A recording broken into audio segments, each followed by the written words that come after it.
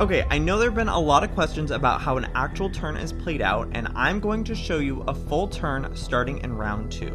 In this example, there will be 4 players. 2 will be controlling 3 characters, and the other 2 will be controlling 2 characters. One of the characters died in the last round in the death challenge. The player with the starting token goes first with their character farthest to the right, in this case, the jazz singer. The player rolls 2 dice. They roll an 8 and then move their character that many spaces. Although it's only 6 spaces to the next SAE tile, so their movement stops even though they have more to go.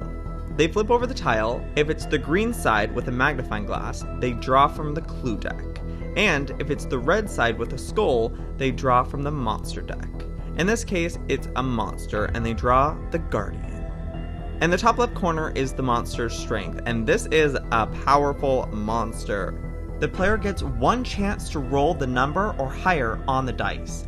They can also use relics to help them if they have any. Okay, so they roll a 7 and lose to the Guardian, which now they are stuck there until their next round because it's a monster. But they have a relic, the Hand of Faith, which lets them re-roll the dice. They place the relic card in the discard pile and re-roll the dice. They roll a 10. They defeat the monster and remove the tile from the room. They also draw a new relic card as a victory reward.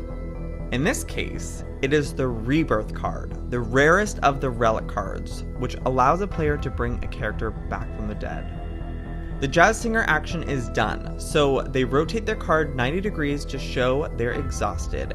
And now the next player takes their character farthest to the right and has their action. This continues until all characters have been exhausted. Once all the characters have been exhausted, it is time for the vote. Players should discuss which characters are in best position or characters that have not done anything.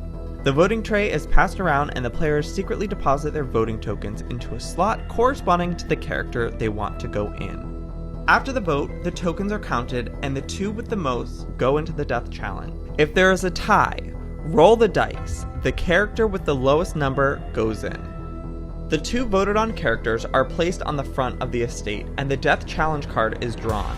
In this case, the Hustler and the Big Game Hunter. They drew, did someone call for an exorcist challenge? Each one is played differently. With this particular challenge, players both roll the dice. The one with the highest number picks which of the 2 characters in the challenge dies. The competing players roll the dice. Or if the same player controls both, they roll once for each character. The Big Game Hunter won, but based on where the characters are on the board, the player decides to have the Big Game Hunter die instead of the Hustler. The round is now over. The Big Game Hunter is placed in the graveyard and all living characters are restored by turning their character cards upright. And the round tracker is moved forward 1 hour. The first player token is passed to the left and the new round starts. Here is how an artifact is recovered.